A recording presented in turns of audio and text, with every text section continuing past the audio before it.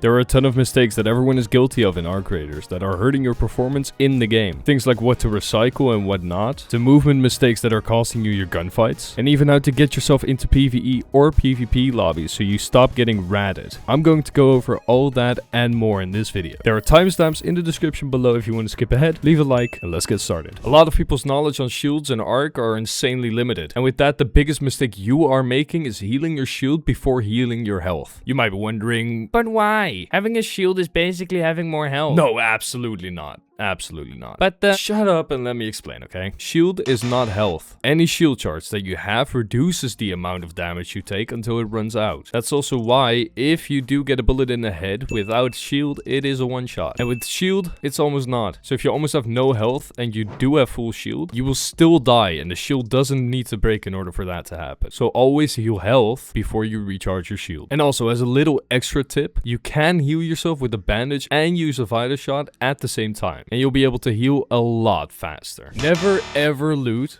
unless you know you are safe. Let me know if this sounds familiar. You shoot or get shot at, you kill the guy, then you loot said guy, and then you get shot from behind and die because you were way too busy looting instead of making sure no one else was around you. You should never let this be the reason you died. Instead of instantly looting someone's dead body, look around you for a little bit. You could even bait people by starting to search the body, stop about a second in, and then look around you again. I can 100% guarantee you that you will be much safer if you know for a fact there's no one around you. So before you go full on vulture mode and get shot in the back, maybe make sure that there's no one else around. You are definitely using the wrong attachments while trying to counter recoil. In other games like CS or Valorant or R6, you have a specific recoil pattern on every single gun, whether it be horizontal or vertical. But in ARC, horizontal recoil is completely random. That means if you shoot, your bullets can bounce left or right without any warning and cause you to miss a lot of shots. Guns will, however, always go up the same way. So to counter vertical recoil, all you have to do is just pull down. Meaning that if you use any attachments that reduces or gets rid of horizontal recoil, you'll have a much easier time controlling the recoil, causing you to hit a lot more shots. That's why I would always recommend using muzzle brake or angled grip on any automatic gun like the Stitcher or the Bobcat. You can obviously still use any other attachments, but those two are genuinely just built different. Alright, it's time to start using your significant other as a human shield, because 40% of the time you die is because you have absolutely no cover. You just charge in like you have God mode on, and then you die in 2 shots to the head. Let me remind you, this is not Fortnite. This is not the finals. You just cannot expect to rush everyone and win every single time. A good way to fix that is to not let your inner caveman come out. Look around you once in a while. See if you can push up with enough cover to not get domed. See if you even can push safely. And if it comes to you, don't rush, don't drag, just wait. You have a lot of time in a game of ARC raiders. Please make use of it. Like my father Tyler Ninja Blevins once said, I'm not seeing enough movement. And while you're in a fight, I don't see it either. You have got to start moving around more while you're in a fight. There's so many things that could go wrong if you don't. Like for example, you're waiting for someone to push you, but you're getting shot in the back. Would not happen if you just moved around a little bit. Like let's say for example, there's someone right there. You just kind of stand still, you kind of corner peek him a little bit, see where he's at, see what he's doing, and then all of a sudden you get shot from up there and you're dead. So now for example, what if you used movement, such as a little bit of going back and forth, left to right, like just any movement whatsoever reduces the chance of you dying if someone is coming up behind you. Because right now, if someone came up behind me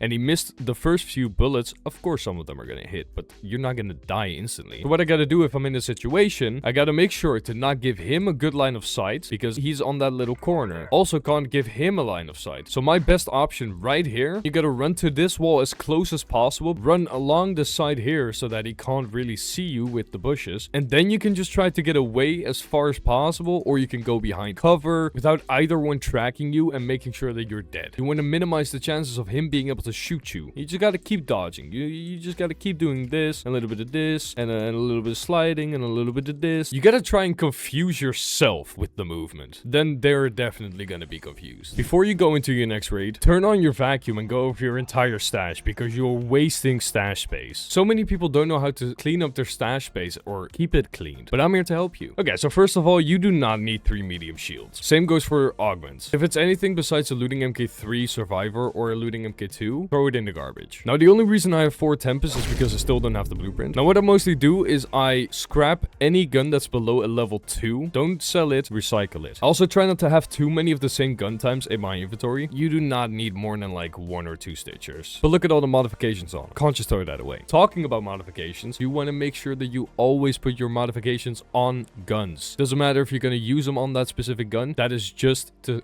clear stash space. Now, grenades, you can never have too many of them. If you need to make them when you need them. Obviously, the same goes for healing. Now, I have a lot of keycards, which just use them. Keycards got a good buff. I like them. So whenever you get the chance, use them. Gun parts, I try to keep as many of them as I can because I end up using them always. So you can keep them at about like 5 to 6 stacks max. All these green materials, I tend to keep at around 3 to 5 stacks. And with the basic materials such as metal parts, arc power cells, and rubber parts and such, do not go for 5 stacks.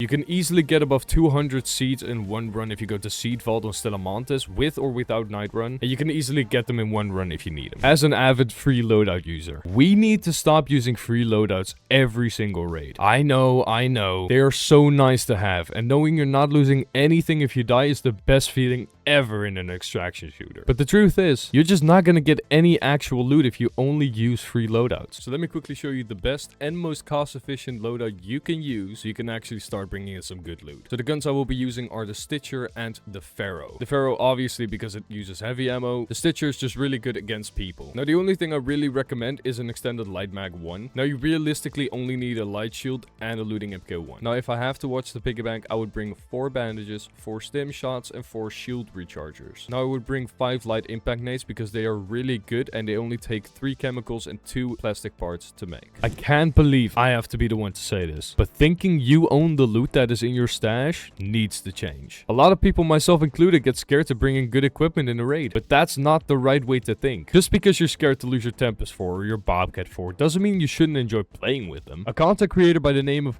Carnage said something so incredibly true that he has single-handedly changed my point of view on losing good gear. He said, and I quote, "It is not my loot, it is just my turn with it." In my opinion, put that on a tile. And honestly, nothing could be closer to the truth. It is just my turn with these guns and this augment. They are just pixels on the screen. The faster you accept all of that, the more enjoyment you get out of this game and the more you stop caring about losing your stuff. Because I mean, you will eventually get it back anyways. Now whether you like it or not, Arc Raiders is a PvPvE. Not a PvP or a PvE. A PvPvE. And a lot of people cry, especially in my lobbies, about being killed in a PvPvE game. I'm gonna tell you a hard truth. Going in a raid is always a gamble. Whether you never PvP or you always PvP, there's always a chance to find the opposite player type in your game. So to stop me from having to listen to the crying, I'm gonna show you how to get into PvP or PvE lobbies. Now the way to get into PvE lobbies is all you have to do is hold G or hold whatever it is on controller to get your emotes out and just keep on pressing. Don't shoot! For like a minute, maybe 2. And once you've done that for like a half a minute, 2 minutes, then you can either surrender or you can loot around the map, get that extra XP.